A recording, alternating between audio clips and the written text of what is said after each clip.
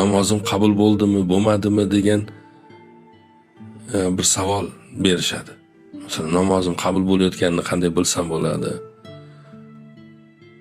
Ustozlarimiz aytadiki, bir insonni namozga qabul bo'lyaptimi, yo'qmi, unga qarang deydi. Namozga, namozim emas, namozga. U namozga kelyaptimi? Namoz qilish uchun qabul qilinganmi u odam?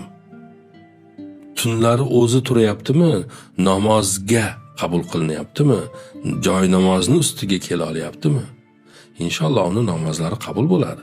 Yarim tunda hech kim ko'rmayotgan bir paytda Robbisini sevgani uchun, Robbisidan qo'rqqani uchun, xatolarini eslagani uchun, tavbaga, umidga, duoga ehtiyoji borligi uchun buyuk yaratuvchini qarshisida egilishni, sajda qilishni istagani uchun biri turayotgan bo'lsa va namozga qabul qilinayotgan bo'lsa, namozga kelayotgan bo'lsa, inshaalloh o inson namozi ham qabul bo'lgandir. Chunki biri o'zidan o'zi Robbisiga qo'lini ocha olmaydi.